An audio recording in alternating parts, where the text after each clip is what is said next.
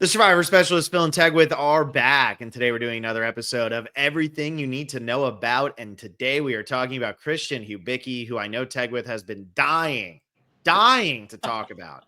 My God, it's crazy though, right? Like when we talk about some of these players from the 30s, Devins and Chrissy and Christian, it's like we all would have thought that we would have seen them so many times by now because of the onslaught of returning player seasons we saw in the 20s and 30s. And it's been 13 seasons since we've seen Christian. That's crazy.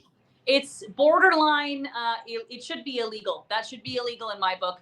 Going this long without seeing Christian Hubicki is against the law. It's against Tegwith's law. And so the fact that it's finally happening, tears are welling up in my eyes. I'm so excited about Christian. And yeah, this might be a little sneak peek to later on in the episode. I don't think he's going to do very well, but I still love him nonetheless. Omer said that this is his winner pick. I love that. And Omer, I hope you're right. I hope you're right. I think you're wrong. I think he's fifth out. Yeah, I mean, I think Christian kind of falls in the same category as Emily, where I think the target on his back is bigger than it should be. Mm-hmm. And I actually think the target on his back might be even bigger than Emily's for less of a reason. Also a 7th place finisher here with Christian. Just happened to be on that David tribe that, in that David alliance that made some things happen in the post-merge, his relationship with Gabby, all of that. So Ozzy, we talked about this, had 17 votes against him in South Pacific. 17 in South Pacific, okay? He got voted out 3 times on that season, just so everybody keeping track at home knows. He goes right before the merge, he goes right after he comes back in, and he goes in 4th place. So he gets 17 votes. Christian probably beats him, right? Because Christian has 18. Yeah. Because Davey plays an idol for Christian, and Christian gets every single vote, except for 3 or whatever it was. He was the target so many times. Yeah, he ends up as the most votes against a man in a single season of Survivor with 18. I believe Sierra has the record for most ever by anybody in a season. But yeah, that vote where Johnny Mundo goes home, Christian gets 7 votes, I think. So he literally gets 7, but the idol gets played for him. When Dan goes home, Christian gets 3. Christian then plays another idol correctly when Gabby goes home. That's another 5. So it's like Christian just kept getting votes in the post-merge because he was seen as such a threat. And ironically, it's 3 votes that take him out, not even the majority of votes, because that happens at final 7. So I think Christian, it's the fear of what he could be more than the fear of what he actually is. And I think Christian is a very good Survivor player.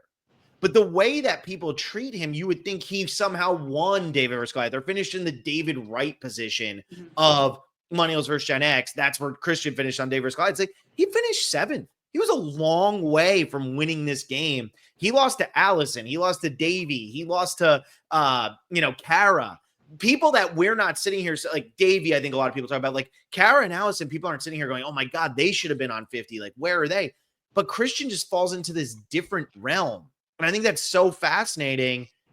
And maybe it is just because he was a perennial underdog and he was from day one and he gave great confessionals. But I mean, I'm with you. It feels like he has no ceiling. It feels like it's all floor for him. But why? Yeah. And I really think it goes back to that first episode. Truly. So picture this. I'm a relatively new watcher of Survivor. I started watching Survivor in 2018 when I met Ryan.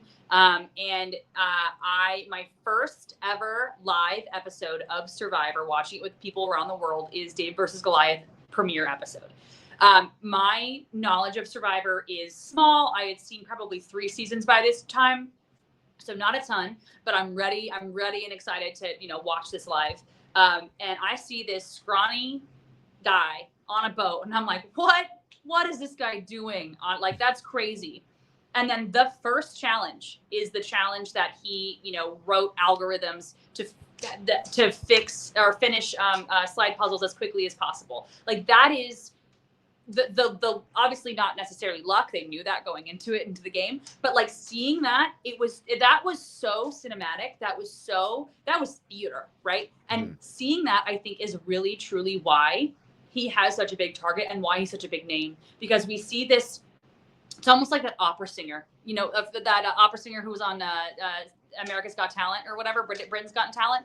That woman who sang "I Dreamed a Dream." Yeah, because you see like this person who's kind of scrawny and nerdy, but you don't necessarily know how smart he is or whatever else, and he pulls out the slide puzzle in a blink of an eye. That is how he got his target, and then his target continued on just throughout, because it's just he's not what meets the eye.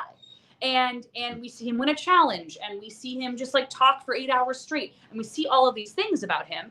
And I just think that all of that goes to the Christian lore, which then really builds his target up more and more and more. Yeah. Susan Boyle. I Susan didn't look this Boyle. up. It just clicked in my head. Susan Boyle is the name you're thinking of. Yes. Do you think the age thing is going to matter for Christian now? He was 32 the first time he played. He's now 39, which isn't much of a difference, but he's also got his like he's now like I can't think, tenured at Florida State, I believe. Like his life is set in stone now. Do you think that he's going to have any type of difference in personality coming out this time, or you think we're getting the same Christian? I think we'll get a very similar Christian. I think that with his life being really kind of set, and he knows what he's doing, and he knows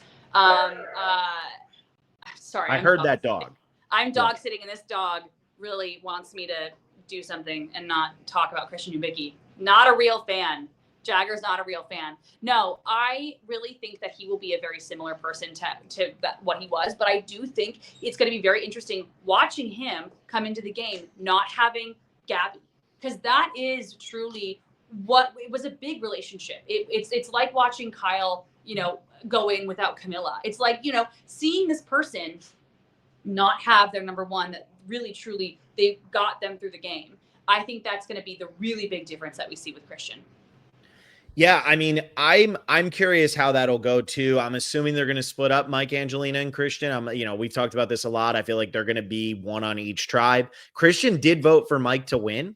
Obviously, Christian was in season 3 of The White Lotus, had a little cameo there with Emily, with his wife. So he's definitely still close with Mike. So if he can get to any position in the game where he can play with Mike, him and Mike are definitely going to pair up. The problem is, Mike, I feel like, is going to get dragged through the game because everybody's like, hey, man, don't forget me next time. But Christian, I feel like, is just in so much danger that I have a hard time ever seeing Christian and Mike playing together again, unless Christian is on a tribe with Kyle, D, Jonathan, Joe. Like, they're literally protecting Christian. But I don't feel like Christian's getting the protection tribe if there is a protection tribe. That's just how I feel about that. So, yeah, I mean, he's got that relationship with Mike. Christian's kind of been quiet, though, in the community, aside from doing like the online RHAP things, right? Like he doesn't go to many events or anything like that, but he'll be active in the online community, right? Am I wrong in that? No, I love listening to Christian's podcast. I listen to, he does like 3-hour-long podcasts with Rob, and I love listening to them. And he is very much watching Survivor and analyzing it and enjoying the show. And so, I was telling you this before the podcast, but I think the thing about Christian is just his intelligence oozes off of him. And one of the reasons he's my favorite player to ever play the game. I obviously am biased because it was my first live season that I watched, but I just really love listening to people who are smarter than me, and I love listening to how they explain things, and the way he approached Survivor I thought was fascinating. And so I really think that like a lot of people really like how like a breadth first search. I quote that all the time. When I'm looking for something, I got to do a breadth first search or whatever it's called. That's also, he can find idols. Bringing it up, he found an idol. He has a good social game with the brochachos. He's smart. He's good at puzzles, and he has the endurance to last on a challenge for 8 hours. Like he has so many things going for him, which is why I think he's going to be Yowmanned. Like I think he's going to go out really early because he's too much. Unless he's able to pair up with Mike White, unless he's able to pair up with somebody. But I think that the issue is if he pairs up with somebody, he's going to be the bigger threat of the two. Yeah, I agree with that. And I mean, his performance against Alec is crazy, right? Like, I mean, anybody who follows Alec on social media and stuff, I mean, the guy is out of his mind, ripped and athletic and all. I mean, Alec is a very like endurance athlete person. I mean, he goes and runs these ultra marathons, does Ironmans, all of that stuff. I mean, the guy's a nut. And Christian out-dueled him in a purely determination, physical, challenge. And that's a really iconic episode, obviously, because of the voiceover and everything like that. But the joke and the comedy of that takes away from how impressive that performance truly was. And so Christian does have an immunity win under his belt, and it's an endurance thing. We talked about it with Ozzy, where, you know, the endurance challenges aren't necessarily where they were, and we're probably not going to see that same one because Jeff tries to make them harder and harder and harder. But I think Christian will be good for puzzles in the pre-merge, but he can't. I don't know if he can get to the post-merge. That's the biggest thing. And I think, like what you're talking about, who from the old school, because he's technically old school, who from the old school is aligning with Christian? Because I feel like the people are going to go with more of the known entities. And obviously, I'm not counting Mike and Angelina because only they're managed tribe. Like, who wants to work with Christian and potentially put their game at risk by attaching themselves to the biggest threat? Coach. Really? Yes, I do. I think that, I think that Coach goes in wanting to win, but I actually see a Coach Christian alliance happening, and I have a couple of reasons why.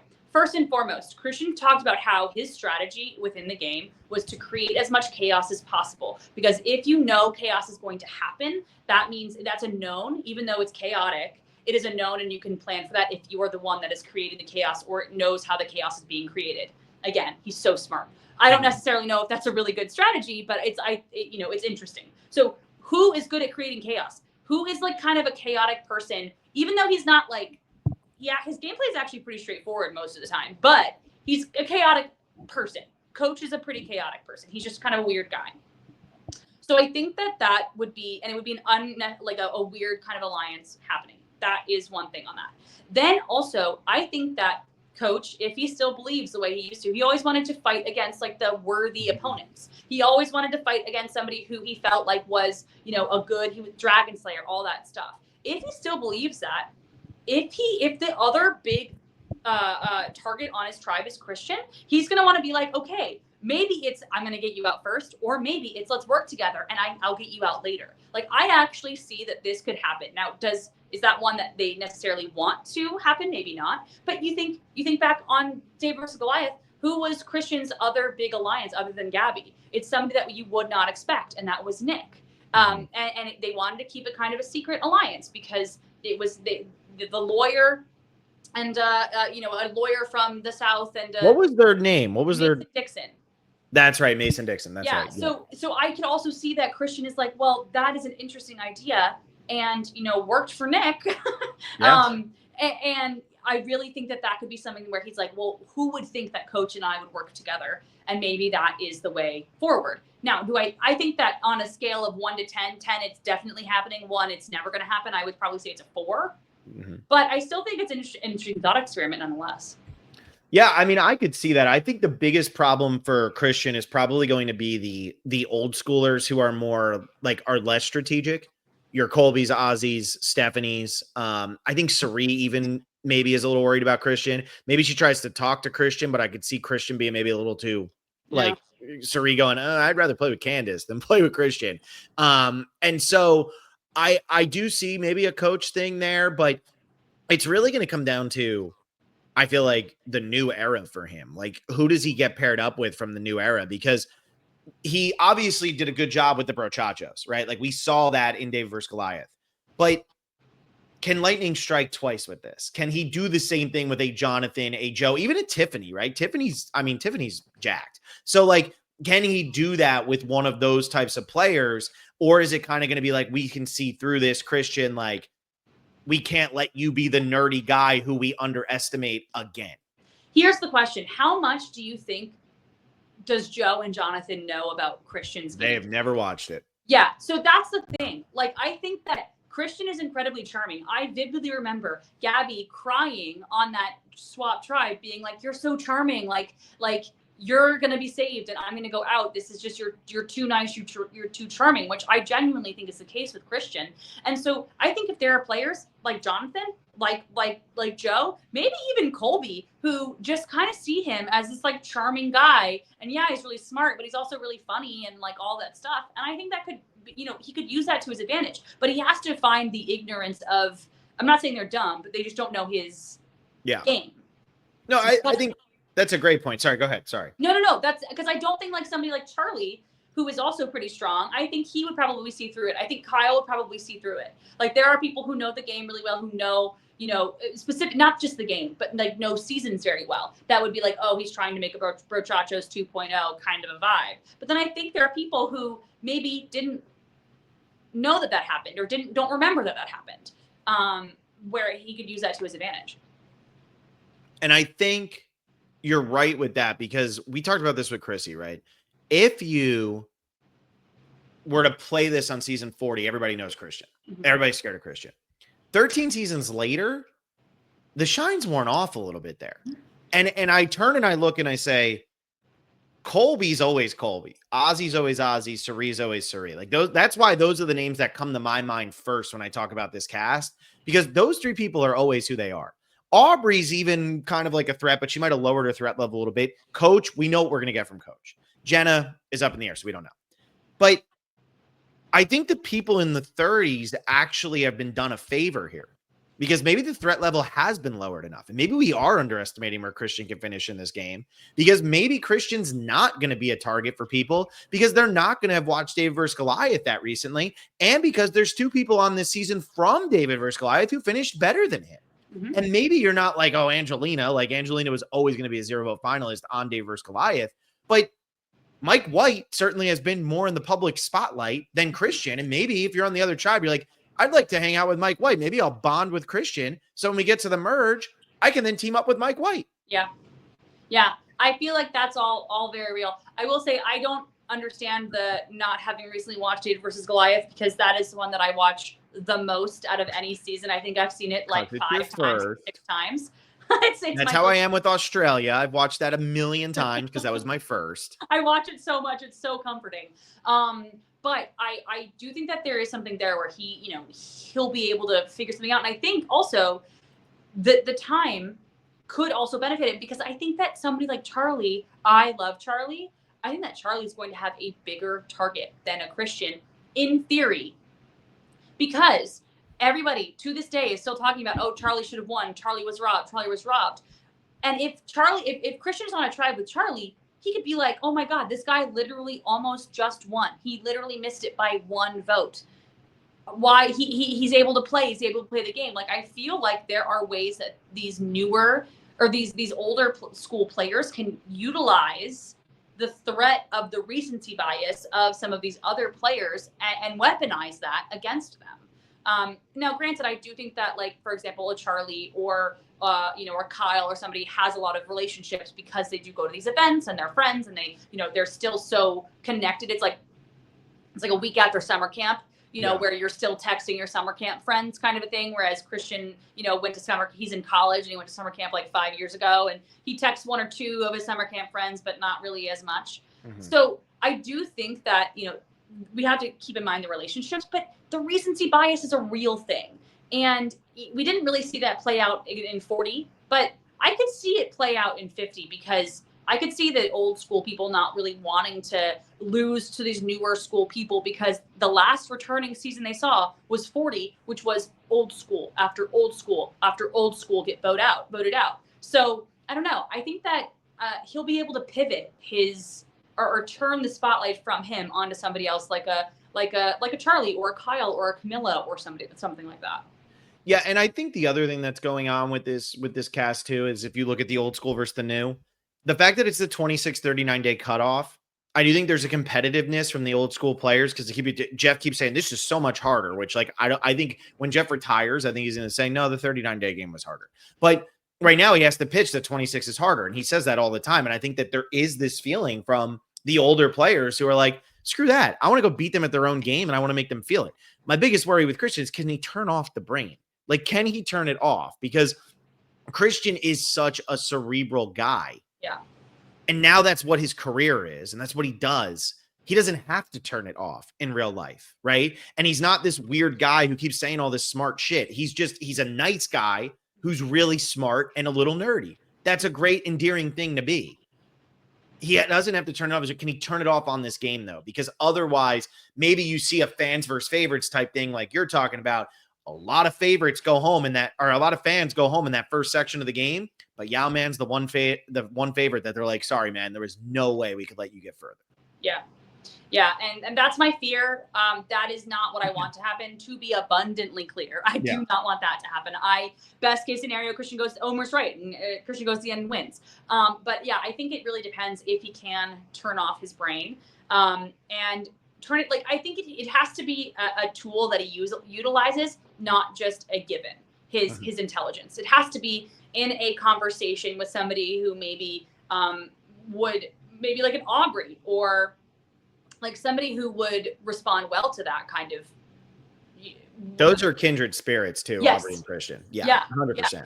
So like, have an alliance there where that works, but then like, if you're talking to Joe, maybe don't, be so cerebral. Again, I want to get in front of this. I'm not calling Joe dumb. I'm just saying, I think that there is a different way to bond with different people. And I don't think that if you're too intelligent in front of somebody else, like I always think of like, Jay and Michaela, when Michaela like writes and Jay's like, God, she's too smart. We gotta get her out. Like, she like writes numbers and uses rocks. Yeah. Wow, she's so smart. You gotta know when to use it, and you gotta know when to turn it off. And I think he does know how. I hope he does. I hope he does. But it'll be interesting. Christian's kind of a wild card for me for sure, because it'll depend on how much people still view him as a threat after all these years, because he's not the person who's running around going to every event. He doesn't live in New York. He's in Florida. He's in Tallahassee too. So he's not going to these Miami events and stuff. I mean, it's a 9-hour drive. Or maybe it's a little bit less, but it's a lot. It's a lot longer than it should be. Yeah. I mean, I don't know where it is from Miami, because I'm in Wellington. So it's like, I know kind of where it is, but not to that extent. I'll leave everybody with this though, before we move on and call it wraps on Christian. He negated 12 of the 18 votes that were against him. Right. So the guy has done things with idols. He's played on a season with an idol nullifier.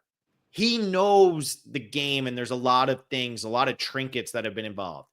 If we voted dynamic here, Christian might have a better advantage, because maybe with lost votes and random stuff, maybe he's the Yule who's coming up with something, and it's just not the last second like Yule and Winners at War, and maybe it's coming up beforehand. So I don't know. I'll keep my hopes high, even if I think he's probably going out early. My hopes are so high, and I just, and Christian, if you're listening to this, no matter what, I love you, and I'm so proud of you no matter what. And it's everybody else's fault, not yours, because you're perfect. I love that mentality. And if Christian's listening to this, he's like, well, Tegwith, I was 19th place and it was my fault. Yeah. So that's it. That's what we got for this episode. Tegwith, you only have one left. I figured out the order. So I don't know the order of all the beginning ones, but I know that Chrissy's coming out before this one, and your last one is going to be Jenna Lewis. So thank you all so much for listening to this episode. I hope you all enjoyed it. We'll be back next time with another episode of everything you need to know about. And it will be When It's with Tegwith with Jenna Lewis. That's who it's going to be about. So thank you all.